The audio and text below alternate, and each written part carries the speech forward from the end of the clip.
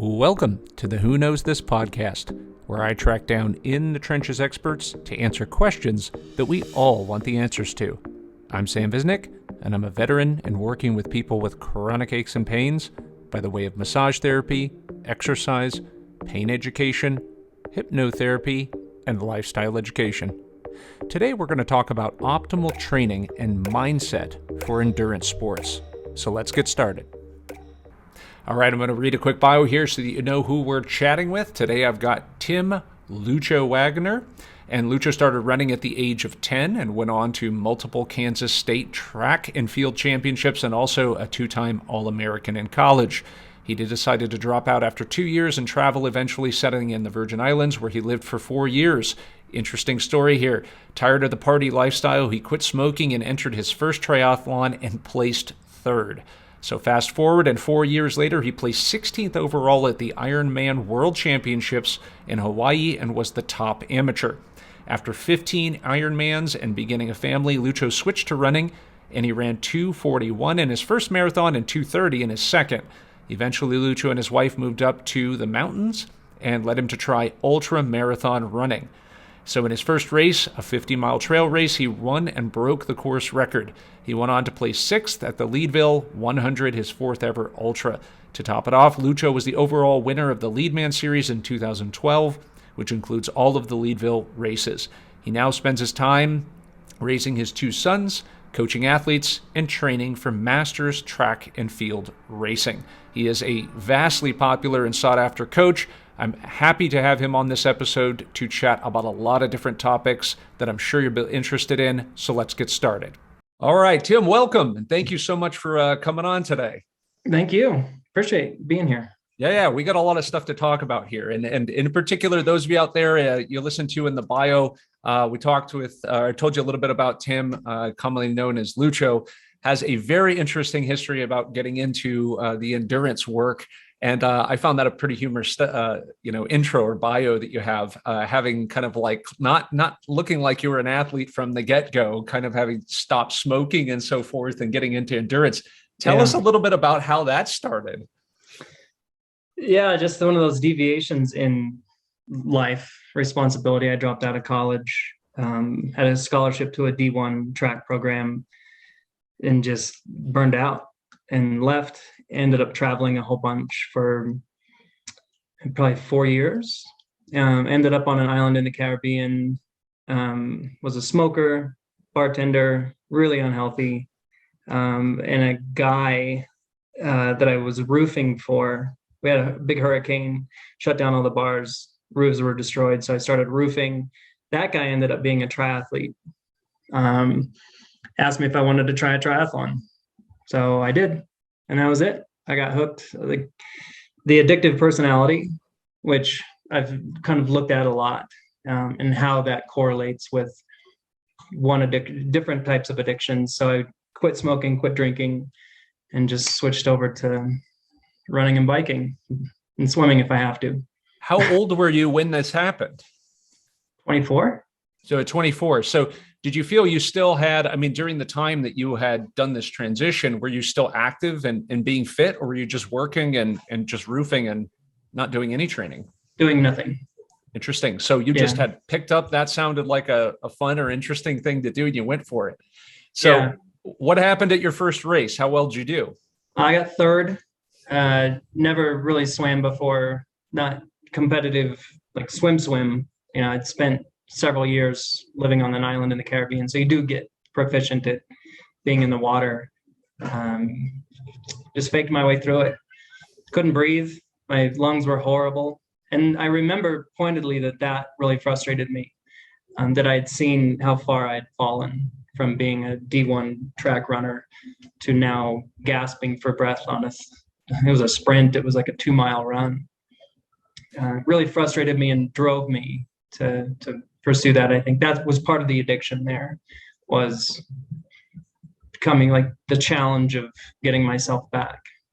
Would you consider yourself kind of a naturally gifted? To get to a D1 ability, you have to have some good genetics, but how do you rate yourself in terms of how great your genetics are for doing endurance sports? Yeah, I think there's multiple layers to what you would say is genetics. There's like a physiological leg, your femur to tibia ratio is perfect. Your knees are not bowed. A lot of these little physiological genetic abilities, but mine, I've said it a million times, mine lies in my durability, just my ability to work really hard and not break down, just pummel myself with hard work.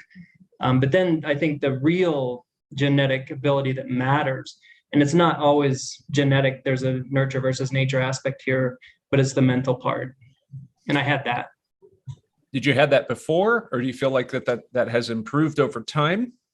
I always had the craving for challenge and seeking out discomfort.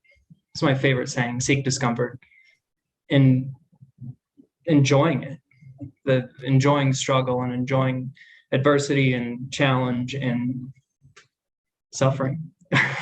That's something that I want to talk about a lot more here as we go, because in particular, I'm always interested in how people internally respond to the messages that their bodies are giving them. And in particular, knowing when and having a feedback loop inside to know when to stop versus when to push through it. And, what the consequences may have been as a result of those different things. In particular, in my work, I always find that there's two different camps of people that when people come to me with chronic pain issues, is do I need to get them to put the brakes on because they're pushing too hard and they're not listening to their body? And then on the opposite end, it's people that I need to get them to put the foot on the gas pedal because they're too apprehensive and they're a little bit too sensitive to any messages that their body's giving them and not learning to move through that. So there's a real fine balance there. And I think that that becomes really interesting when we are talking about different populations. Like, for example, in my population, there's definitely a lot of active people, but there's a lot of sedentary people. So pushing through in terms of getting people to learn how to lift properly, do basic squats and so forth.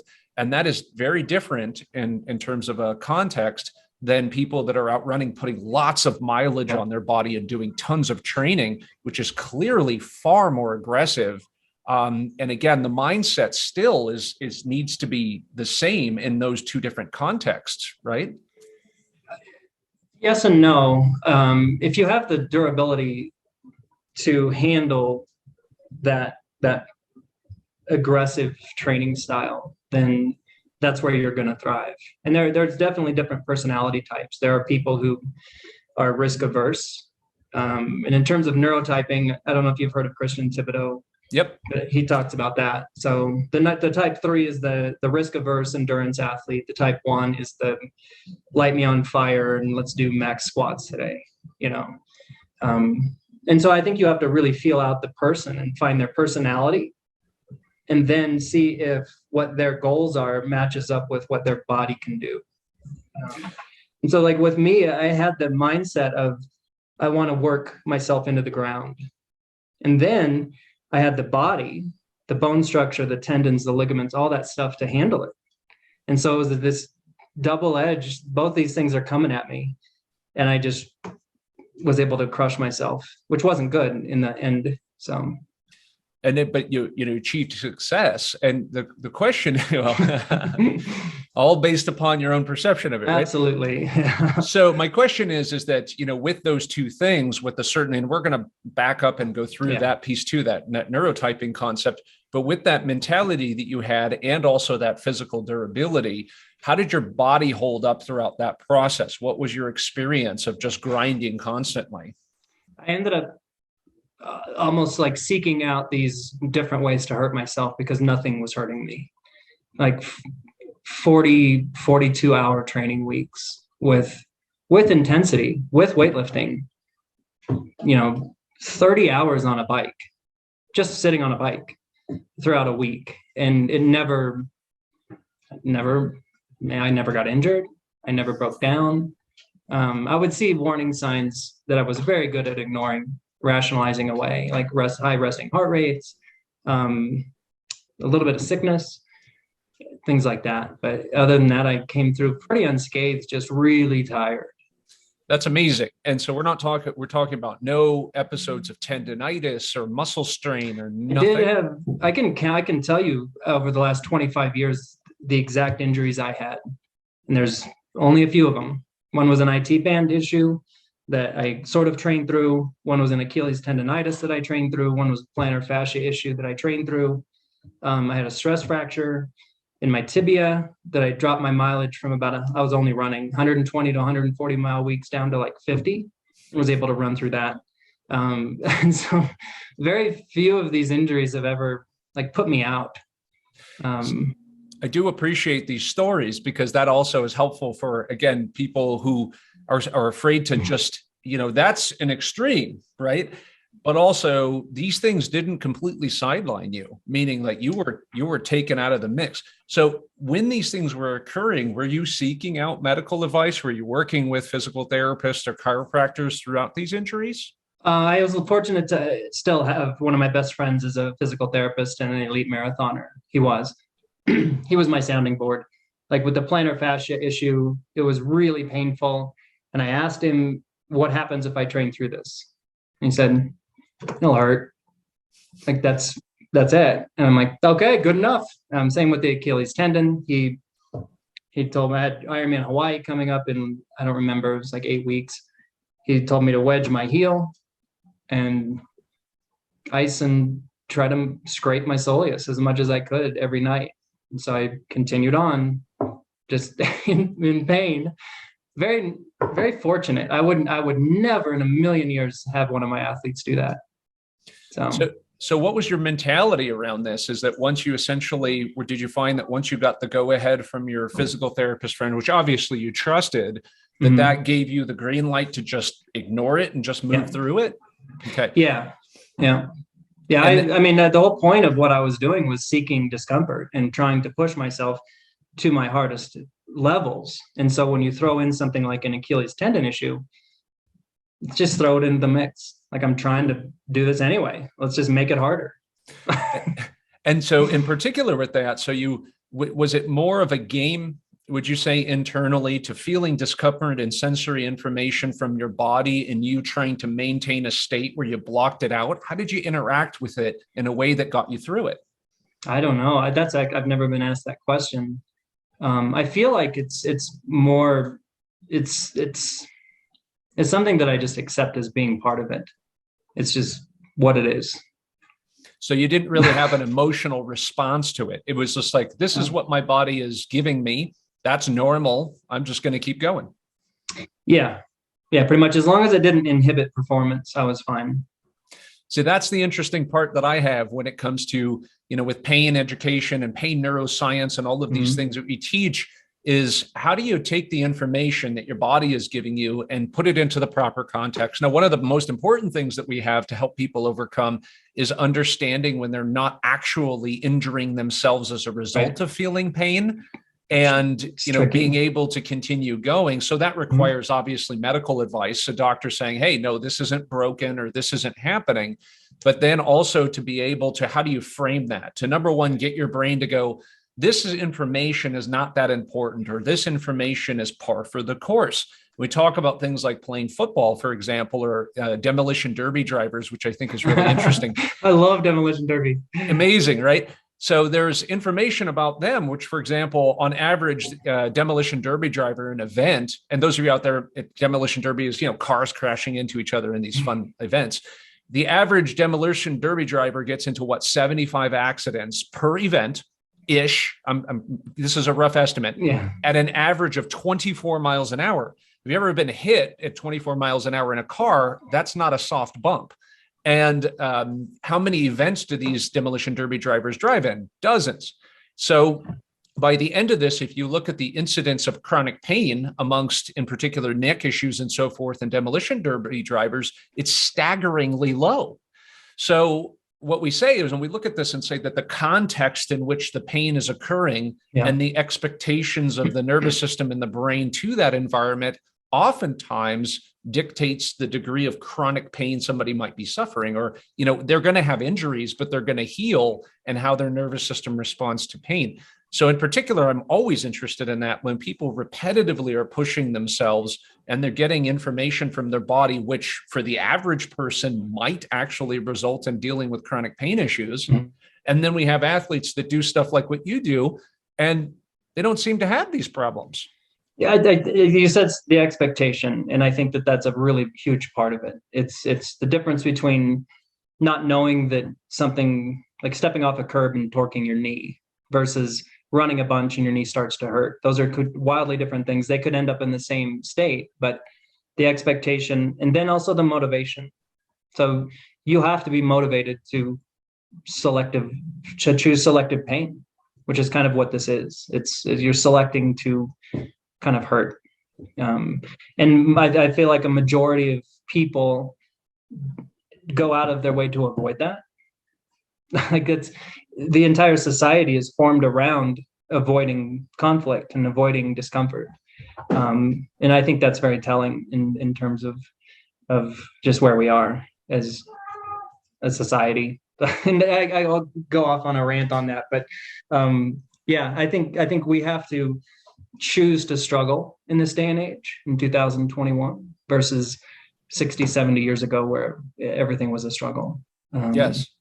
And moving toward an outcome obviously important there too. I mean, that changes of what you have to put up with or what you have to experience on that road. Well, the other thing that I think that I don't bring to the table here is that every one of my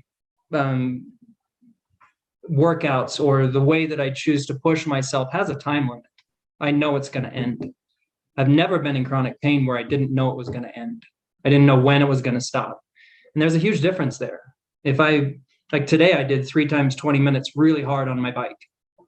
I knew I was looking at my clock. I know it's going to end in 20 minutes. And you can push through that suffering and that pain much more readily than if you have chronic pain, which to me, those people are mind blowing. I don't know how they do that.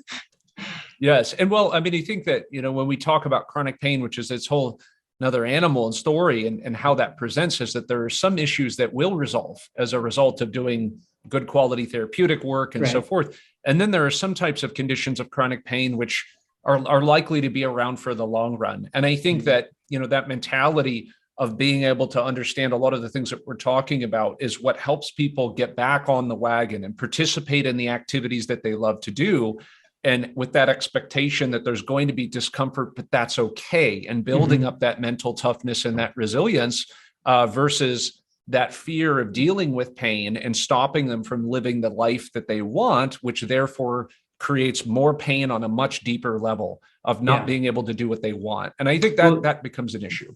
And that ties back into that whole motivation and psychology of pain, where with depression or a positive attitude or a negative attitude, that is profoundly important here. Like there's days when I just don't feel like hurting and I won't. I'm like, I'm going to walk home now. And then there's other days where I'm just like fired up and jacked up. And I know that I can go out and really, really push myself very hard. And I'm the same body, same physiology, just a different mindset. And it's a small tweak. And I think that that's the trick, is finding how to get people to reframe it. Like Vic, I don't know if this applies, but like Viktor Frankl, The Man's Search for Meaning, he talks about giving meaning to suffering. And if you do that, then it's no longer suffering. If there's a meaningful outcome, or if there's a reason for the suffering, that can help you to get through it much more easily. So that's very important stuff. And so let's take a tangent here and let's go into the direction of kind of like taking some of the material that we talked about so far and starting to, when you work with athletes and you're starting to coach and putting people into different categories in which maybe how you address this differently. So let's talk about this concept of neurotyping, which, by the way, I've been kind of hounding Christian Thibodeau at some point to try to get on here and to talk about this. He's one of my favorite people. It's great stuff. And he's been around. I remember the days of, when he was on testosteronenation.com and reading his articles. But those of you out there, he's a strength coach. I'd say a fairly prolific writer in the strength training field. Yeah. But he came up with the concept of neurotyping, and I'm vaguely familiar with it, but you have real world application of neurotyping. Well, you're doing it, right? Yeah. So talk to us about what neurotyping is, general speaking, and how you're applying it to the coaching model that you use. Right. So first of all, Christian Thibodeau's parents were scientists, I think psychologists or psychiatrists studying drug addiction.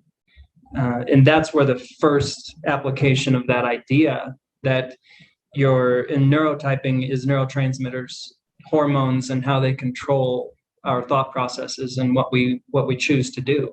So a drug addict is very similar to a running addict, or it's you're just tweaking the variable there that gives you that dopamine hit essentially.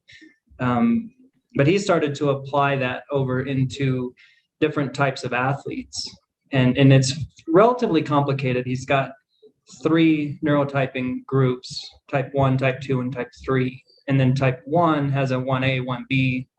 Type 2 has a 2A, 2B, and then there's just a type 3, which he doesn't really deal with. He'll even tell you, he's like, they're not my thing. They're my thing, actually. I deal mostly with type 3s. But he frames that, he breaks each neurotype down into the sensitization or the desensitization of neurotransmitters in your brain. And so somebody who is very desensitized to dopamine, which is a majority of kids today because of devices and screen time, they need a lot more stimulation in order to get a small dopamine hit. Adrenaline, somebody who's very, very sensitive to adrenaline, which is a type 3, they've already got a high level of adrenaline. If you introduce any adrenaline to them, it just overloads them. They just panic. They can actually freeze up.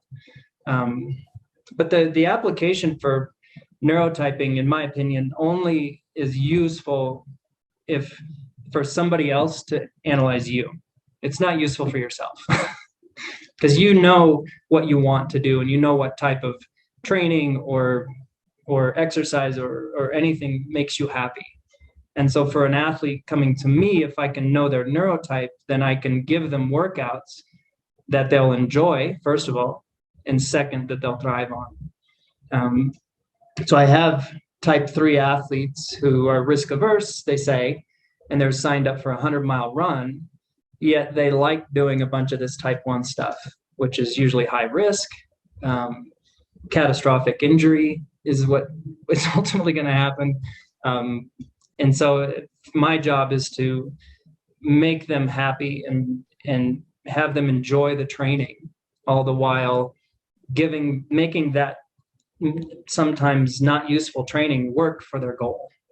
It's a fine balance. I'm not the coach that will say, you have to do it this way. I don't believe that at all. For a 100-mile run, you need to just go run a lot. There's no magic to that. But I'll have an athlete who likes to lift weights. He likes to be on the track. They like running hard. I'll make that work. I'll make it work for the 100.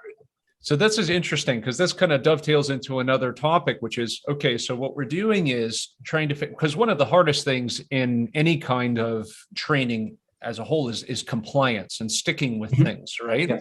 And that's going to be based upon someone's kind of neurotype, right? Is how you design a program for them to stick with it. And obviously, at the same time, they've got to be able to get results with it. Mm-hmm. And probably the thing is that works the best is the thing that somebody will continue doing. So sticking with that neurotyping idea. And then within that, now we have things where we always get into this discussion, and any health professional against most disciplines, physical therapy, chiropractic, coaching, training, whatever, will tell you that there's what the evidence says, where there's a big evidence-based movement now, which everything should be validated that you do with what the research says and so forth. But then you have over here, you have the purely anecdotal people, which are just like, this works. And yet, science says that doesn't work or whatever.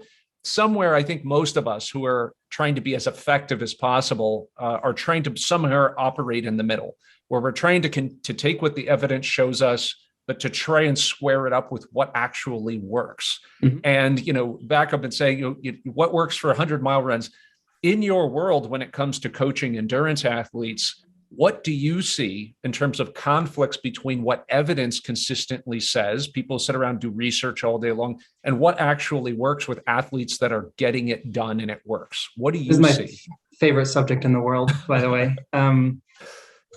Everything begins in the brain. Everything. Like, I'm going to lift my hand. That the muscles do that, but ultimately my brain told me to do that. The research that I see, like the physiological research, a lot of it's probably true, but you can't make it work if the athlete doesn't want it to work, or if they don't enjoy it. And I think that the physiology also there's a big wiggle room in there. So I've read that researchers decided that the physiological limit to an adaptation for running is 90 miles a week. I don't know a single person in my world that wouldn't laugh at that. That's absurd. And then looking at how a lot of the research is done. If it's done on a rat bicep, femoris, and his leg muscle, whatever. Like with fast twitch, slow twitch muscle fibers and time to exhaustion and all this stuff, that has applications, and I'll look at that and I'll take that into account. But most of the stuff that I give my athletes, if they're out running at mile 80 of a 100-mile run, do they really care what the science is telling them? Is that even applicable? In a training cycle, a scientist in a lab coat can tell me that this athlete needs to do this workout every week in order to achieve his goal. Can that athlete do that workout? Do they want to do that workout? And really, it doesn't matter. If they don't do that workout, you're telling me that they might not be as good, when I can point to 100 athletes who have never done that workout in their life and are better than the scientist who came up with that idea. And so I think the beginning point is psychology.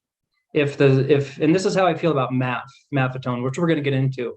On paper, it looks really good, but if you try to apply it to the wrong athlete, it doesn't. It's absurd.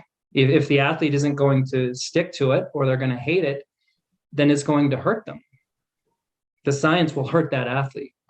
And that's the main challenge that I see with athletes has very little to do with applying science to them. It has everything to do with applying psychology to them. An athlete wakes up in the morning, they've got a long run today. They were up half the night with a sick child. They're left alone. Their husband had to go away on a business trip. Now, what's that science telling me about that long run? Nothing that applies. It's ridiculous. So I usually tell people that I'll start with a foundation of science and then branch out, because there's some foundational concepts. Like don't run 300 miles a week if you can't handle it, of course, duh.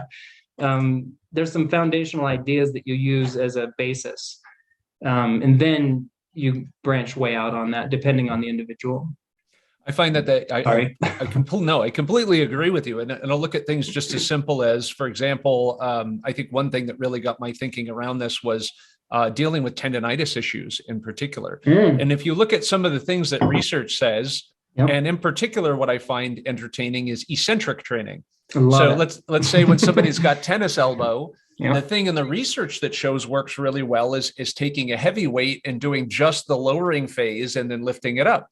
Now, my problem with that is that sounds really good, and that works in the research, is that when somebody comes in and they have pain in their elbow from tendonitis, and you start doing heavy eccentric exercises with them, a lot of times, if that person has a flare up from that, they're going to be really pissed at you because now their elbow hurts more.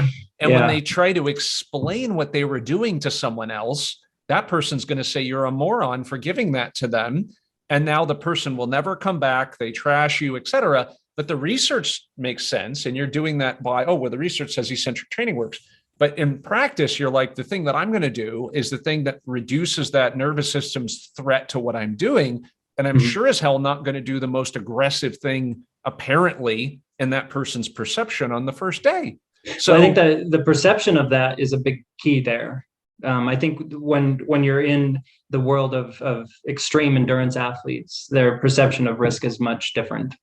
And I also think with the eccentric tendon loading, I've only found that to work on a couple of tendons, Achilles and high hamstring tendon. The eccentric works, I've found fairly well with those, but some of the others I would never do that with. Yeah, there's too much risk of it. I mean, and even Absolutely, though there's too much risk in the long run, they still might work, but there's risk in the psychological element to how the person is perceiving what is going on, unless they read the research and they're like, well, research says that, you do it with me, I'm cool with that. But that's a perfect example of how all of those factors have to work together in order to get buy-in and how the person responds to it. You don't just do things. So there's a neurotyping element to that, it sounds like, too.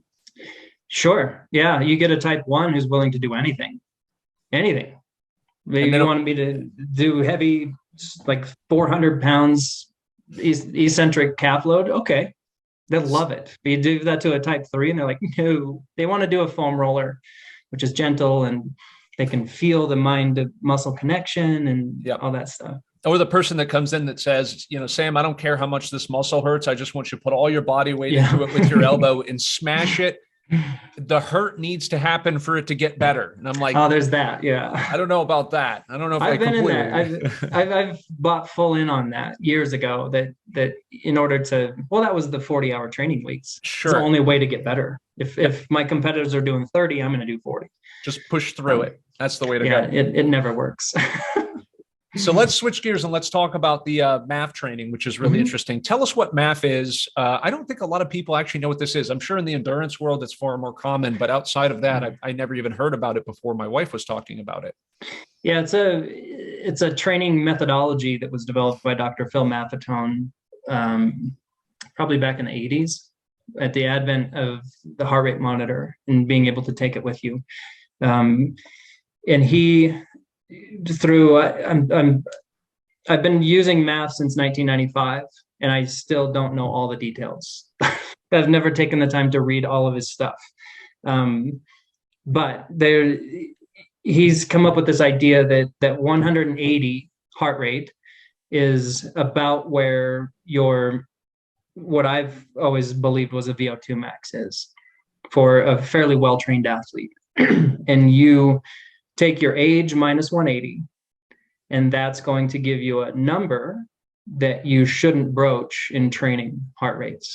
So I'm 50, 180 minus 50 is 130. I would do a majority of my training below 130. Now, I think most people would get to, if you're deconditioned especially, would get to that heart rate just with a light jog. I've dealt with that for 20 years. And I've changed over the years to going from strict adherence to the method to, again, it's compliance. Like you get this athlete who's very frustrated that they can't run. I'm supposed to be training them to run a marathon and they are out walking. What's the philosophy or the reasoning for keeping the heart rate at such a low level for training?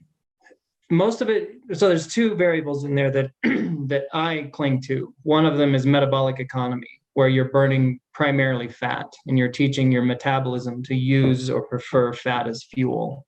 You're preserving glycogen. The second one is repeatability. It's so easy that you can do it all the time.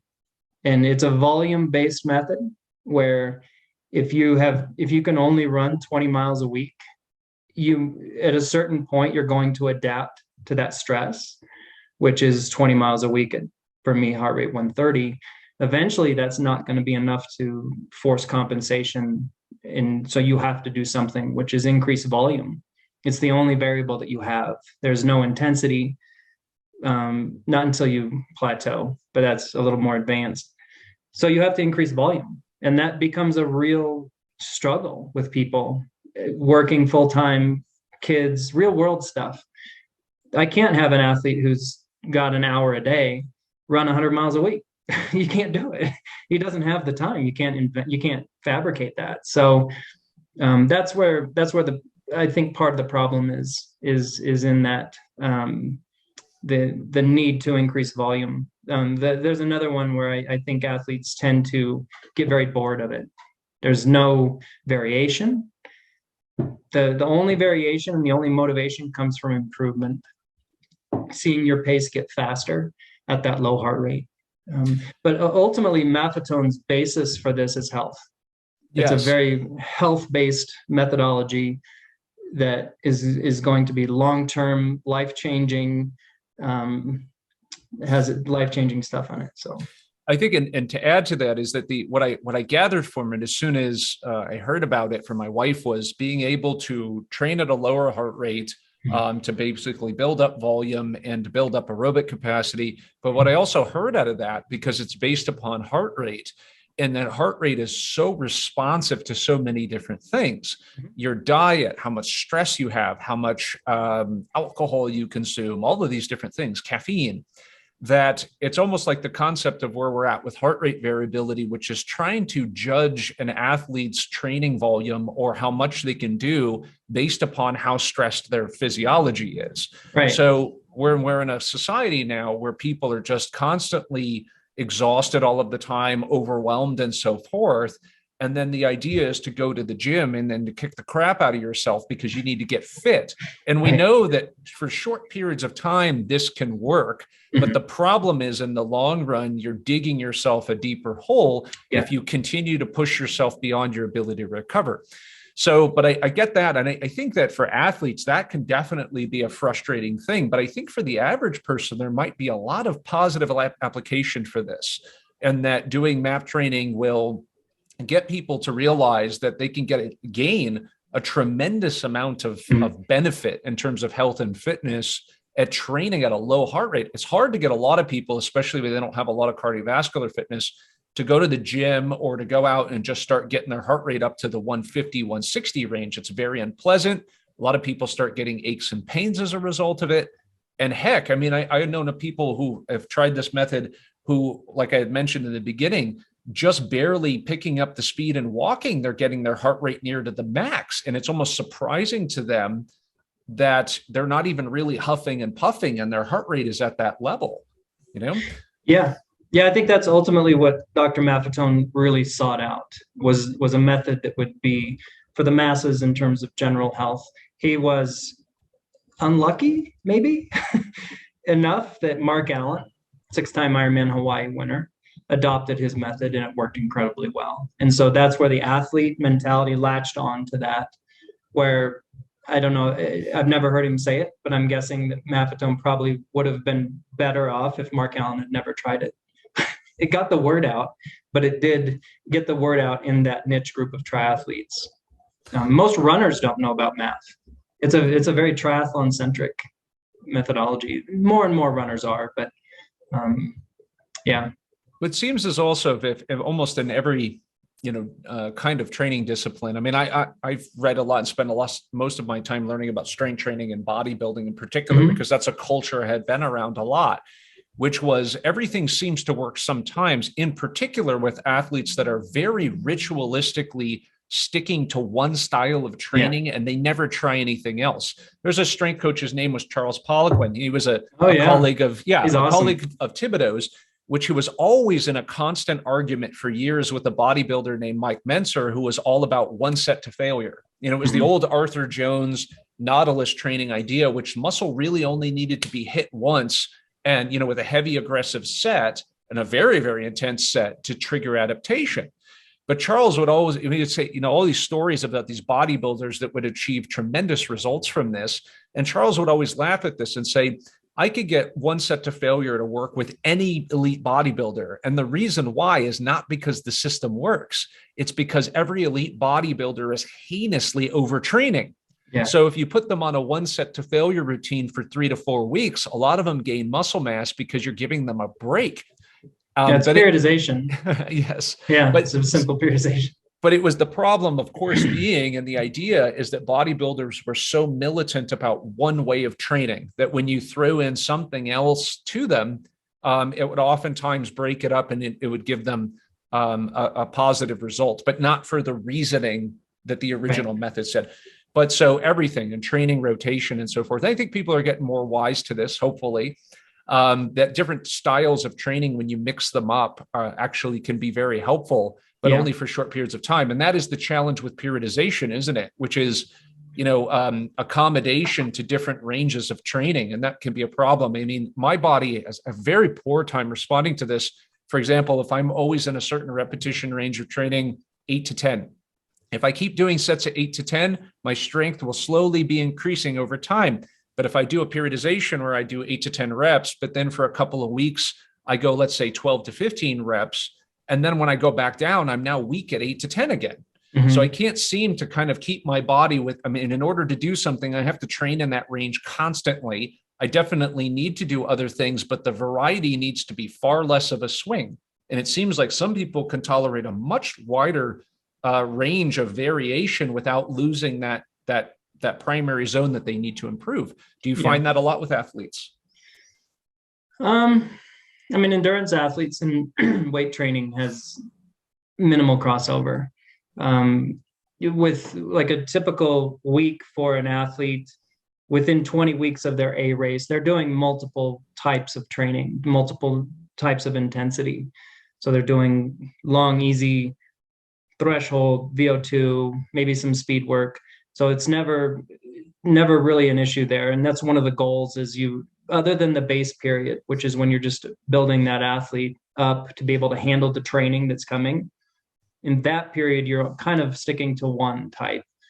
But once you get into the meat of the training, it's so varied and mixed up that because you're trying very hard to not lose that, what you lost, right? Let's say it's threshold.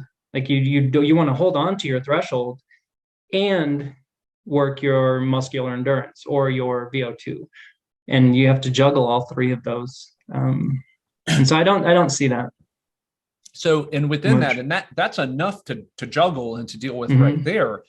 Now, and of course, in my world, a lot of times people are coming to me who are athletes who are, being coached, they're doing their thing, but then I have to deal with cleanup, back issues, hip issues, all of these kind of musculoskeletal things in the middle of this, and to try to figure out what's the minimum effective dosage of some of these things that I need to do. Now, of course, that's another big argument is this concept of cross training, and you mentioned it in terms of weight training. There's certain things that need to be done over here laterally, mobility work, strength training.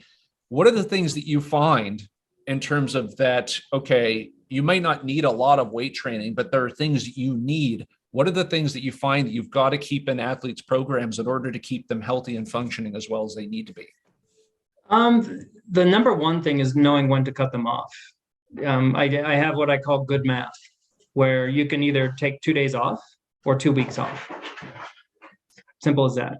So I am super cautious with an athlete. I have an athlete right now who went for a run and a tendon in her ankle flared up a little bit. It's 2 days off. No questions. Don't argue. She might be doing secret training on her own, but and I tell her it's good math. Like we can have you run through this ankle, whatever it is, just like some pissed off tendon. And then, down the line, you're going to have to take maybe a week or 2 weeks off now. And so she's on her second day. It's feeling really good. I'll have her run tomorrow. And that's the number one is listening to the athlete, listening to the feedback. And I tell them up front, you got to be honest with me. if anything hurts. And I'm a real stickler on certain muscle groups. For runners, it's hamstrings, hamstrings, and then let's go down to your Achilles. Those two tend to be the big ones.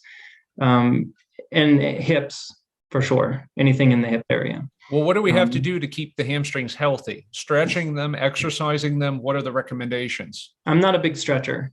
I'm more of a eccentric strength type guy, single leg or double leg RDLs. Glute bridges, anything like that. Because when you look at the stance phase of a run, your foot hits, right before it hits, there's actually a pre-tensing of the hamstring muscle. And then once you hit, it's an eccentric and isometric contraction. Leg curls. I used to love leg curls. I could do 10 reps of 110 pounds on one leg as a little guy. I was so proud of that until I realized that concentric hamstring curls are the most useless thing in the world. They're absurd. And we find that it works well for remedial exercise to start rehabilitation. But the problem, of course, being is that what the function you're trying to carry over into is the heel strike and eccentric deceleration of the knee with a quick transition and two ends of the hamstring that have to work. What's the proximal component doing while the distal is working? So we start to get this, you got a strong, dumb muscle. And I guess that's not that strong though. As a group, they're strong, but individually they're pretty weak. Yes. But I think, slow buildup, strength training. I love lunges. I feel like that's a hamstring exercise, by the way.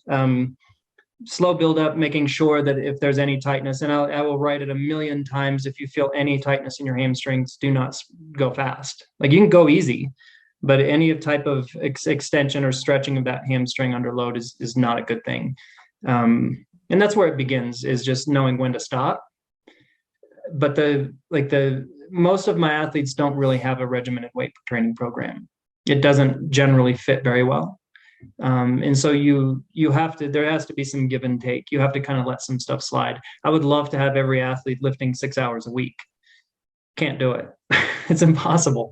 And it sounds if they're doing math too, definitely not possible. Yeah. And it's not, I mean, I'm a fan of mixing math with a heavy strength training program. Interesting. Those two, because once you get into hard running, it definitely doesn't fit there. So you're a runner first, and heavy weight training doesn't affect your slow pace as much as going to the track and running intervals. Like, you kind of got to be on for those. And if you've lifted heavy the day before, it's just probably not going to happen very well. But I'm also not a fan of heavy lifting for endurance athletes. I think the risk versus reward is too high. Yes. And if there's an athlete who is extremely good with their movement and they have a very good long history of injury-free quality lifting, then I'll have them lift heavy. The majority of athletes, however, don't have that. And secondly, how strong do you need to be to reach your goal? So if you're going to run a marathon, Kipchoge ran 159 off of very little weight training. He's not a strong guy. He's not. I can out back squat that guy all day.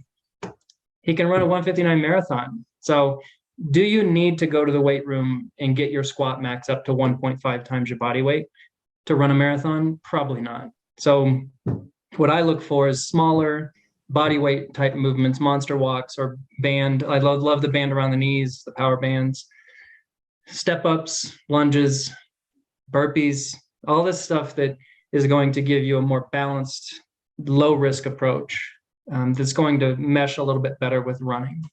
And that's first of all, strength coaches will, be reeling at your statements there, because that's the research. That's research. Again, that's the science of strength training that I don't think applies at all to a marathon runner.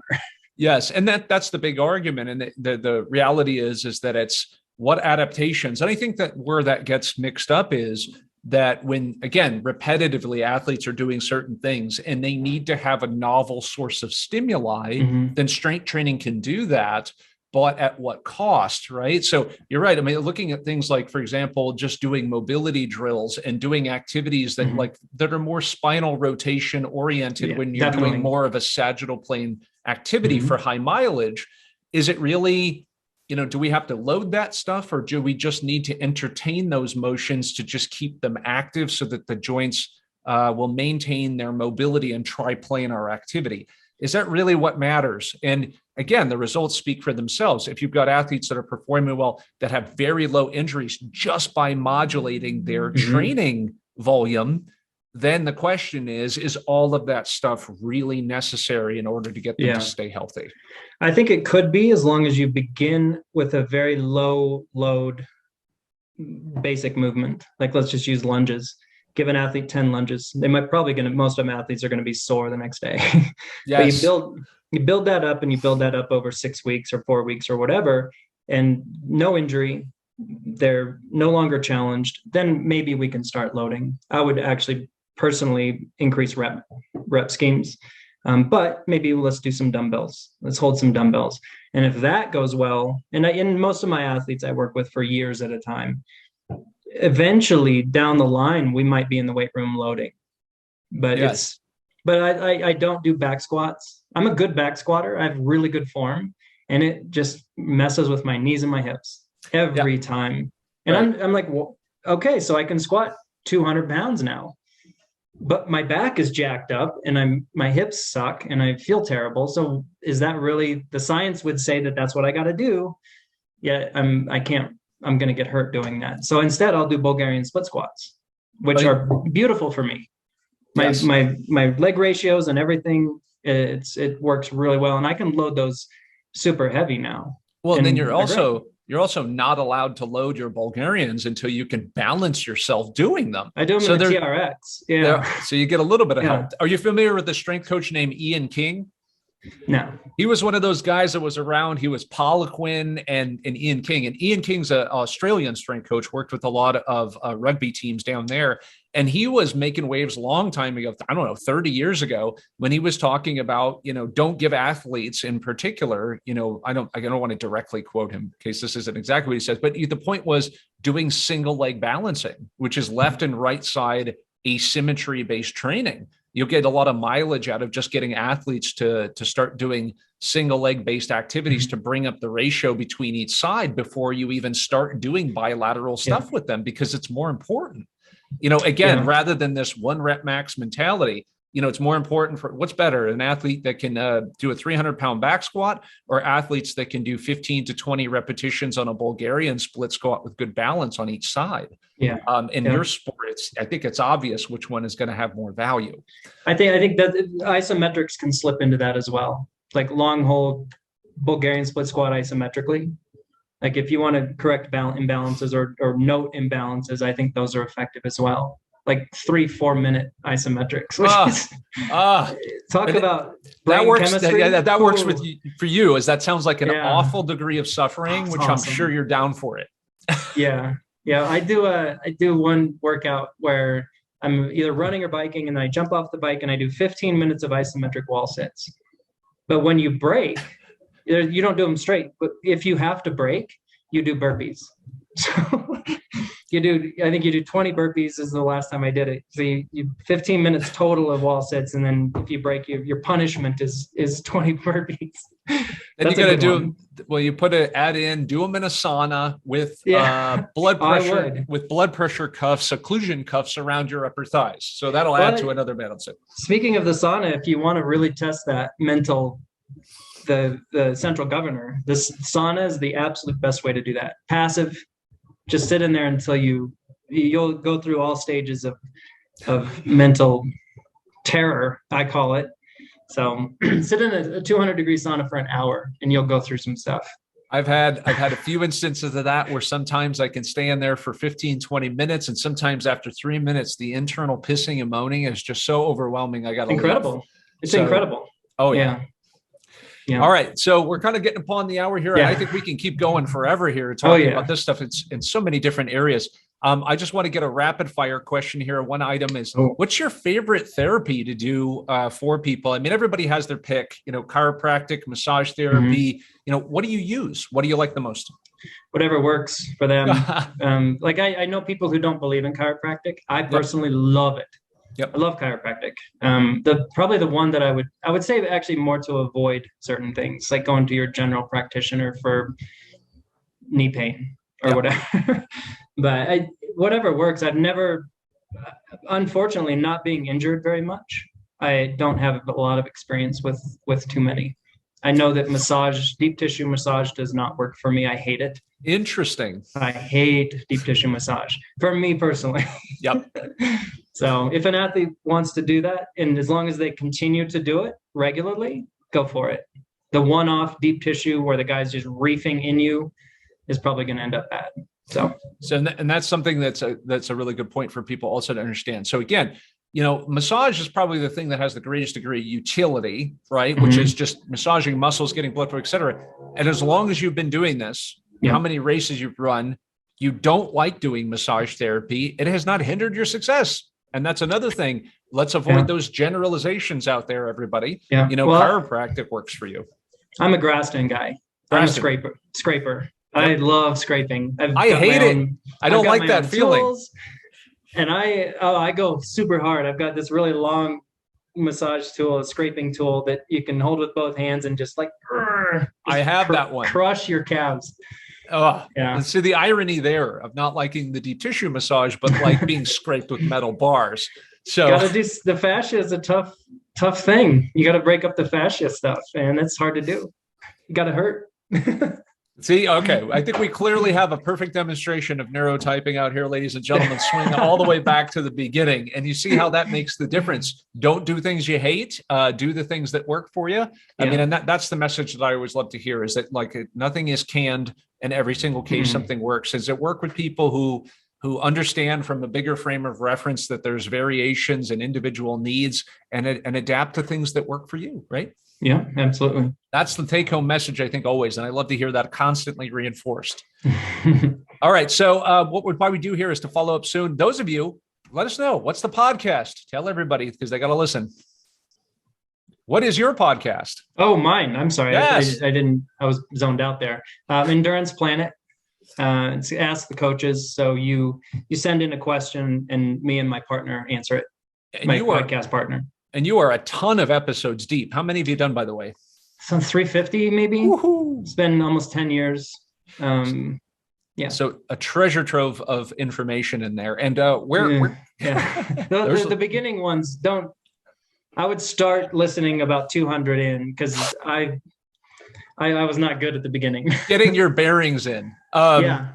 All right. So podcast, best way to follow you. Have a website that we can find you at too? No website. So podcast is the way to go. Yeah. I'm a little bit active on Instagram. And I don't know my Instagram thing. I don't like social media. I will find it for you, and I'll post it in there in case people seem to want to follow you. But listening Nicole to the podcast, follows me. She does, absolutely. Yeah. So I'll scan it. I'll scan it in from her side. Okay. Cool. Awesome. Well, Tim, thank you so much for having you here. A lot of things here in the show notes. We covered a bunch of stuff, and at some point we'll have you come back again. I'm sure we're going to get a ton of questions about this stuff, and we'll delve in deeper to all of this stuff and provide some more value for the listeners. I look forward to it. Thank you, Sam. Awesome. All right, Tim. Thanks.